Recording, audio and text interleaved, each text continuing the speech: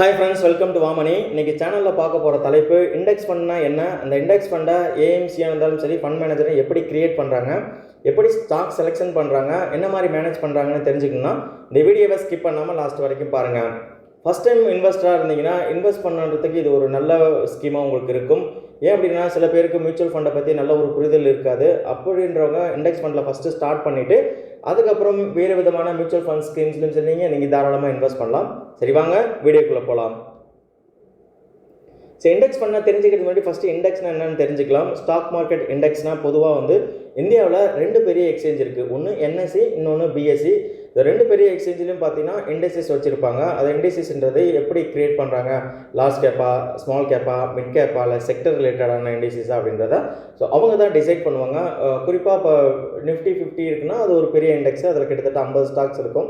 Large cap கம்பெனியாக இருக்கும். இந்த ஸ்டாக் எப்படி சூஸ் பண்ணுறாங்க அப்படின்னா இந்த கண்டிப்பாக ஒவ்வொரு ஸ்டாக்கும் சரி இந்த ஷேர் மார்க்கெட்டில் லிஸ்ட் பண்ணியிருக்கணும். இது என்எஸ்சிலையோ இல்லை பிஎஸ்சியில் லிஸ்ட் பண்ணியிருக்கணும். இப்படி லிஸ்ட் பண்ணியிருக்கக்கூடிய கம்பெனி ஸ்டாக்கு எந்த இண்டஸ்ட்ரியில் வருது, அது மட்டுமா அவங்க ஓவராலாக சந்தை மதிப்பு எவ்வளோ இருக்குது, என்ன மாதிரி வெயிட்டேஜ் வச்சுருக்காங்க, எவ்வளோ நம்பர் ஆஃப் ஷேர்ஸ் அலோகேட் பண்ணியிருக்காங்க அப்படின்றத பொறுத்து தான் இவங்க இண்டெக்ஸஸில் ஸ்டாக் உள்ளே கொண்டு வருவாங்க. இந்த ஸ்டாக் மார்க்கெட் இண்டெக்ஸஸ் ஓவராலாக ஈக்விட்டி மார்க்கெட்டு என்ன மாதிரி பெர்ஃபார்ம் பண்ணுது, நல்லா பெர்ஃபார்ம் பண்ணுதா இல்லை நல்லபடியாக பெர்ஃபார்ம் பண்ணல அப்படின்றத இந்த இண்டெக்ஸஸை வச்சு நம்ம தெரிஞ்சுக்கலாம். இந்த ஸ்க்ரீனில் பார்க்குறப்போ இந்தியாவில் இருக்கக்கூடிய ரெண்டு பெரிய இண்டெக்ஸஸ், ஒன்று நிஃப்டி 50, இன்னொன்று பிஎஸ்சி சென்செக்ஸ். நிஃப்டி 50 பார்க்குறப்போ 3 செப்டம்பர் 17,323 பாயிண்டில் முடிஞ்சிருக்கு. அதுவே பிஎஸ்சி சென்செக்ஸ் பார்த்தீங்கன்னா 58,129 பாயிண்டில் முடிஞ்சிருக்கு. ஸோ இது ரெண்டுமே லார்ஜ் கேப் ஓரியன்டான இண்டெக்ஸ். நிஃப்டி 50ல் 50 ஸ்டாக் இருக்கும், சென்செக்ஸில் பார்த்தீங்கன்னா 30 ஸ்டாக் இருக்கும். ஓவராலாக டே பார்க்குறப்போ செப்டம்பர் 3 34 ஸ்டாக் அட்வான்ஸில் முடிஞ்சிருக்கு, 14 ஸ்டாக் டிக்ளைன் ஆகிருக்கு. அதுவே பிஎஸ்சி சென்செக்ஸ் பார்க்குறப்போ 19 ஸ்டாக் அட்வான்ஸில் முடிஞ்சிருக்கு, 11 ஸ்டாக் உங்களுக்கு டிக்ளைன் ஆகிருக்கு. ஸோ வெயிட்டேஜஸ் பொறுத்து தான் இந்த அப் டவுன் ஆகும். அது மட்டும் இல்லாமல் ஒரு 10 ஸ்டாக் ஒழுங்காக பர்ஃபார்ம் பண்ணலன்னா இண்டெக்ஸஸில் எந்த ஒரு சேஞ்ச் அதாவது டவுன் ஆகாது. ஓவராலாக பார்த்தீங்கன்னா ஒரு 70-80% மேலே இருக்கக்கூடிய கம்பெனி ஸ்டாக்ஸ் இந்த இண்டெக்ஸஸில் டவுன் ஆனால் தான் அந்த வேல்யூவானது நெகட்டிவில் முடியும். சரி, ஒவ்வொரு ஸ்டாக்கும் பார்த்தீங்கன்னா ரெண்டு விதமான ரீசனில் அப் ஆகலாம், டவுன் ஆகலாம்.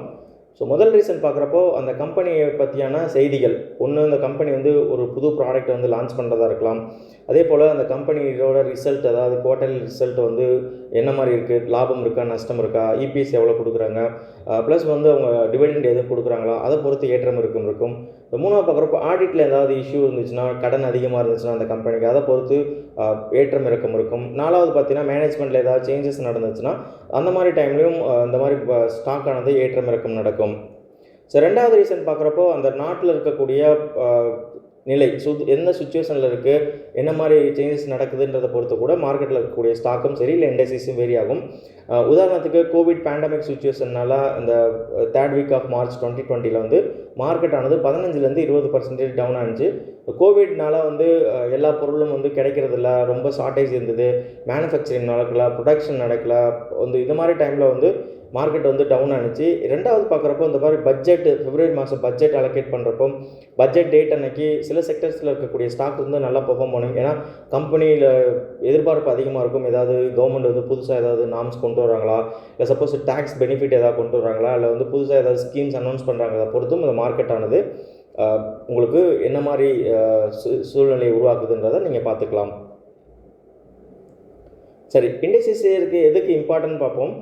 நிறையா ஃபினான்ஷியல் இன்ஸ்டியூஷனும் சரி இன்வெஸ்டர்ஸும் சரி அவங்களுடைய இன்வெஸ்ட் பண்ண ரிட்டர்ன் என்ன மாதிரி இருக்குது அப்படின்றத ஒரு கம்பேர் பண்ணுறதுக்கு இந்த இண்டெக்ஸஸை யூஸ் பண்ணுவாங்க.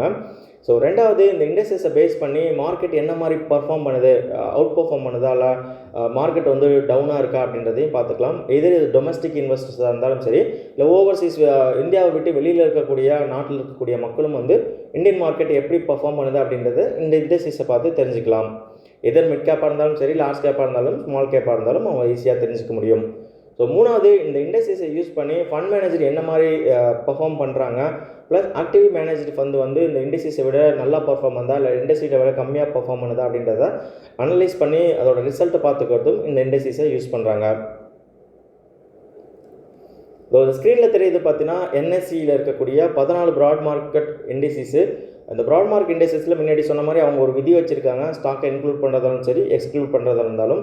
மொத்தமாக பார்க்குறப்போ பெஸ்ட்டு ஸ்டாக்ஸு அது லிக்விட் ஸ்டாக்ஸை மட்டும்தான் வந்து இந்த இண்டெக்ஸஸில் வந்து கொண்டு வருவாங்க, எதிர் என்எஸ்சியாக இருந்தாலும் பிஎஸ்சி இருந்தாலும். ஸோ டாப் பார்க்குறப்போ நிஃப்டி 500, இந்த நிஃப்டி 500லேருந்து சில பிரான்ச்சஸ் வருது. நிஃப்டி 100 லார்ஜ் கேப் ரிலேட்டடாக இருக்கக்கூடிய இண்டெக்ஸ். அதே போல் வந்து நிஃப்டி மிட் கேப் 150ன்றது ஒரு இண்டெக்ஸஸ்ஸு. அதுக்கப்புறம் நிஃப்டி ஸ்மால் கேப் 250ன்றது ஒரு இண்டெக்ஸஸ்ஸு.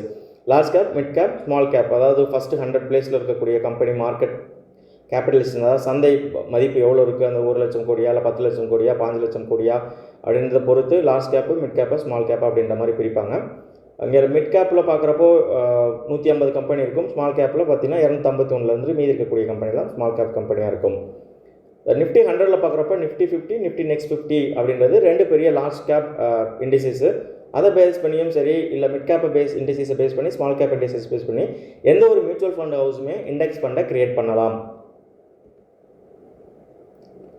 ஸோ எதற்கு இண்டெக்ஸ் ஃபண்டு அப்படின்றத பார்ப்போம். இண்டெக்ஸ் ஃபண்டுன்றது ஒரு மியூச்சுவல் ஃபண்டில் இருக்கக்கூடிய ஒரு ஸ்கீம் கேட்டகரி தான். முன்னாடி சொன்ன மாதிரி இந்த ஸ்டாக் மார்க்கெட்டில் இருக்கக்கூடிய டிஃப்ரெண்ட் இண்டெக்ஸை பேஸ் பண்ணி இதர் பிஎஸ்சி இண்டெக்ஸாக இருந்தாலும் சரி இல்லை என்எஸ் இண்டெக்ஸை பேஸ் பண்ணி இண்டெக்ஸ் ஃபண்டை ஃபண்ட் மேனேஜர் கிரியேட் பண்ணுவாங்க.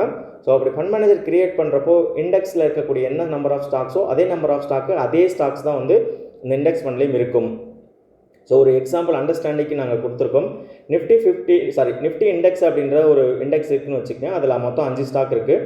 ஸோ ஒவ்வொரு ஸ்டாக் ABCDன்னு இருக்குது. ஒவ்வொரு ஸ்டாக்கும் எவ்வளோ அலோகேட் பண்ணுறாங்க அப்படின்றது ஏ ஸ்டாக்கில் பார்த்தீங்கன்னா 32%, பியில் 18, 20%, 15%, 15% இருக்கும். பொதுவாக ஒரு 100 ரூபா இருக்குது அப்படின்னா அந்த 100 ரூபாயை ஸ்டாக் ஏயில் 32 ரூபாயும், ஸ்டாக் சியில் 20 ரூபாயும், ஸ்டாக் ஏயில் 15 ரூபா அப்படின்ற மாதிரி இண்டெக்ஸ் வந்து அலோகேட் பண்ணியிருக்காங்கன்னா ஸோ அதே ஸ்டாக்கு அதே அலோகேஷன் தான் வந்து இந்த இண்டெக்ஸ் ஃபண்டை கிரியேட் பண்ணப்பையும் ஃபண்ட் மேனேஜர் வந்து அலோகேட் பண்ணுவாங்க. ஸோ இன்கேஸ் சில பர்சன்டேஜ் வேரி ஆகும். ஸ்டாக் ஏயில் பார்த்தீங்கன்னா ஒரு ஸ்டாக் இருக்குன்னா அதே ஸ்டாக் ஏ தான் இண்டெக்ஸ் ஃபண்ட்லேயே இருக்கும்.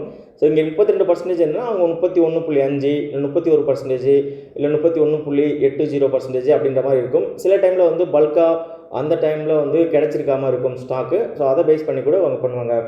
ஸோ இன்கேஸ் நாளுக்கு நாள் இன்வெஸ்டர்ஸ் வந்து அமௌண்ட் பண்ண வந்து இண்டெக்ஸ் ஃபண்டோட வேல்யூ இன்க்ரீஸ் ஆகும். அது ஏஎம் சைஸ் இன்க்ரீஸ் ஆகிறப்போ ஸ்டாக்கோட வேல்யூ வந்து அவங்க வாங்குகிற பர்ச்சேஸ் வாங்குறதும் அதிகமாகும். அப்போ வாங்குறப்போ உங்களுக்கு ரிட்டர்ன் வந்து நல்ல ரிட்டர்ன் கிடைக்கும்.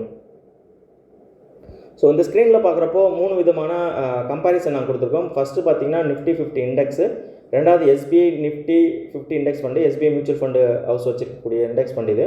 அடுத்து Motilal Oswal mutual fund house வச்சிருக்கக்கூடிய மோத்திலால் நிஃப்டி 50 இண்டெக்ஸ் ஃபண்டு அப்படின்றத பார்ப்போம். ஸோ இங்கே பார்த்தீங்கன்னா டாப் 10 கம்பெனி ஸ்டாக்ஸ் வந்து எவ்வளோ வெயிட்டேஜ் கொடுத்துருக்காங்க அப்படின்றது இண்டெக்ஸில் இருந்து. இங்கே பார்த்தீங்கன்னா அதே போல் தான் 10 கம்பெனி. உதாரணத்துக்கு பார்த்தீங்கன்னா ரிலையன்ஸ் இண்டஸ்ட்ரி தான் டாப்பில் இருக்குது. அதில் பார்த்தீங்கன்னா வெயிட்டேஜ் வந்து 9.83% கொடுத்துருக்காங்க. ஹெச்டிஎஃப்சியில் 9.29 கொடுத்துருக்காங்க. இன்ஃபோசிஸில் 8.52 கொடுத்துருக்காங்க.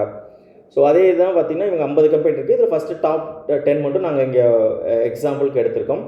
எஸ்பிஐ நிஃப்டி 50 இண்டெக்ஸ் ஃபண்டில் பார்க்குறப்போ ரிலையன்ஸ் ஃபஸ்ட்டு, ஹெச்டிஎஃப்சி இருக்குது, இன்ஃபோசிஸ் இருக்குது. பட் வெயிட்டேஜ் ஏஎம் சைஸ் மட்டும் கொஞ்சம் வேரி ஆகும். இங்கே 9.59 இருக்குது. அதே போல் இங்கே ஹெச்டிஎஃப்சி பார்த்தீங்கன்னா 9.07 இருக்குது.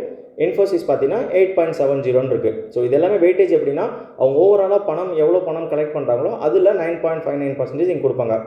ஸோ உதாரணத்துக்கு இப்போ ஒரு 100 கோடி கலெக்ட் பண்ணுறாங்கன்னா அந்த 100 கோடியில் 9.59 கோடி வந்து ரிலையன்ஸுக்கும், ஹெச்டிஎஃப்சியில் 9.07% அலோகேட் பண்ணுவாங்க. ஸோ அதுவே இங்கே மோத்திலால் இங்கே இதில் பார்க்குறப்போ ரிலையன்ஸில் 9.51% கொடுத்துருக்காங்க. ஹெச்டிஎஃப்சி பார்த்தீங்கன்னா 9%, இன்ஃபோசிஸ் பார்த்தீங்கன்னா 8.63% கொடுத்துருக்காங்க. ஸோ கம்பெனி ஸ்டாக்ஸ் எல்லாமே முன்னாடி சேம் தான் இருக்குன்னு நான் சொல்லியிருக்கேன். நிஃப்டி 50ல் 50 ஸ்டாக் இருக்கும். இதே போல் இந்த எஸ்பிஐ இண்டெக்ஸ் ஃபண்ட்லேயே 50 ஸ்டாக் தான், மோத்திலால் அதுலேயுமே 50 ஸ்டாக் தான் இருக்கும். பட் அலோகேட் பண்ணக்கூடிய பர்சன்டேஜ் வந்துட்டு கொஞ்சம் வேரி ஆகும். ஸோ இந்த ஸ்க்ரீனில் பார்க்குறப்போ செக்டர் வைஸ் எவ்வளோ வெயிட்டேஜ் கொடுத்துருக்காங்கன்றதை பார்ப்போம். நிஃப்டி 50 இண்டெக்ஸில் இருக்கக்கூடிய என்னென்ன மாதிரி செக்டர் எவ்வளோ வெயிட்டேஜ் கொடுத்துருக்காங்க, அதுவே எஸ்பிஐ மியூச்சுவல் ஃபண்ட் ஹவுஸில் இருக்கக்கூடிய எஸ்பிஐ நிஃப்டி 50 இண்டெக்ஸ் ஃபண்டில் எவ்வளோ வெயிட்டேஜ் கொடுத்துருக்காங்கன்னு பார்ப்போம். ஸோ ஃபஸ்ட் 2 செக்டர் வெயிட்டேஜ் மட்டும் நம்ம எடுத்துக்கலாம். ஃபைனான்சியல் சர்வீசஸ் பார்த்தீங்கன்னா 37.58% கொடுத்துருக்காங்க. ஐடியில் பார்த்தீங்கன்னா 18.01% கொடுத்துருக்காங்க. ஸோ இங்கே பார்க்குறப்ப ஃபினான்ஷியல் சர்வீசஸில் 37%, ஐடியில் 17.46% கொடுத்துருக்காங்க. ஸோ ஒவ்வொரு செக்டர்லையும் பார்த்தீங்கன்னா குறைஞ்சது 3 இல்லை 5, 6, 7 கம்பெனி வந்து சூஸ் பண்ணுவாங்க. எப்படி இண்டெக்ஸ் சூஸ் பண்ணுறாங்களோ ஸோ அதே பண்ணி தான் இண்டெக்ஸ் ஃபண்டும் சூஸ் பண்ணுவாங்க. ஸோ அந்த வெயிட்டேஜ் வந்து அப்பப்போ மாறும். இந்த இதோட அமௌண்டோட லொக்கேஷன் வந்து எப்படி அமௌண்ட் வருதோ அதற்கேற்ற மாதிரி மாறும். ஸோ இதில் இருக்கக்கூடிய பெனிஃபிட் என்ன அப்படின்னு பார்த்தீங்கன்னா லோ எக்ஸ்பென்ஸ் ரேஷியோன்றது என்னென்னா, ஸோ இந்த இண்டெக்ஸை பேஸ் பண்ணி இண்டெக்ஸ் ஃபண்டை கிரியேட் பண்ணுறதுனால இதற்கு ஆகக்கூடிய ஆப்ரேட்டிங் காஸ்ட், அதாவது செலவினம் மேனேஜ் பண்ணுறதுக்கு ஆகக்கூடிய செலவினம் வந்து ரொம்பவே கம்மியாக இருக்கும். ரொம்பவே கம்மியாக இருக்கிறப்போ எக்ஸ்பென்ஸ் ரேஷியோ இயர்லி பேசிஸ் வந்து ரொம்ப கம்மியாக இருக்கும். 0.3% இல்லை 0.2%, 0.4% தான் இருக்கும். அதற்கேற்ற மாதிரி நீங்கள் பார்த்துட்டு இன்வெஸ்ட் பண்ணுங்கள். ஸோ ரெண்டாவது பார்க்குறப்ப டைவர்சிஃபிகேஷன். நம்ம முன்னாடி சொன்ன மாதிரி போன ஸ்லைடில் நீங்கள் பார்த்துருப்பீங்க. ஸோ எத்தனை செக்டர்ஸ் இருக்குது, ஒவ்வொரு செக்டர்லையும் 2 கம்பெனி, 3 கம்பெனி, 1 கம்பெனி, 4 கம்பெனி அப்படின்ற மாதிரி இருக்கும். ஸோ கிட்டத்தட்ட பார்த்தீங்கன்னா 10க்கு மேற்பட்ட செக்டர்ஸ் இருக்குது.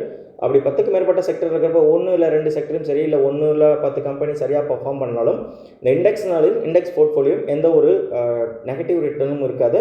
ஸோ மீதி இருக்கக்கூடிய 40 ஸ்டாக்ஸ் வந்து நல்லா பர்ஃபார்ம் பண்ணால் உங்களுடைய போர்ட்ஃபோலியோ எப்பொழுதும் க்ரீனில் தான் இருக்கும்.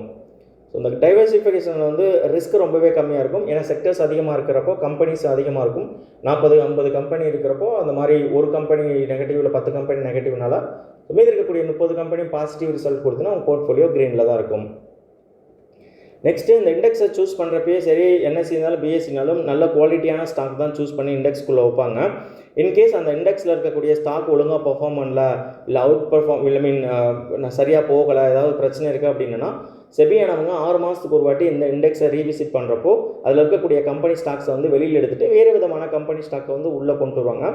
அந்த டைமில் மட்டும் இந்த இண்டெக்ஸ் ஃபண்டில் இருக்கக்கூடிய அந்த ஸ்டாக்கை விற்றுட்டு புது ஸ்டாக்கை வந்து அவங்க வாங்கி வந்து போர்ட்ஃபோலியோ வந்து கன்சல்ட் பண்ணிக்குவாங்க.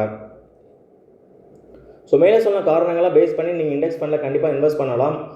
இண்டெக்ஸ் ஃபண்டை பொறுத்தளவுக்கு மினிமம் 10%க்கு மேலே உங்களுக்கு ரிட்டர்ன் கண்டிப்பாக கிடைக்கும். அது இல்லாமல் உங்களுக்கு லோ எக்ஸ்பென்ஸ் ரேஷியோன்னு வரப்போ இன்னும் பெனிஃபிட் ரொம்பவே அதிகமாக இருக்கும். ஸோ நல்ல நாளுக்காக வெயிட் பண்ணாதீங்க, கூடிய சீக்கிரமே ஸ்டார்ட் பண்ணுங்கள் இன்வெஸ்ட் பண்ணுறதுக்கு. இவ்வளோ நேரம் டைம் பண்ணி வீடியோஸ் பண்ணதுக்கு ரொம்பவே நன்றி. எங்களோட இமெயில் அட்ரஸ் கொடுத்துருக்கோம். உங்களுக்கு ஏதாவது டவுட்னா எங்களை கான்டாக்ட் பண்ணுங்கள். நன்றி, வணக்கம்.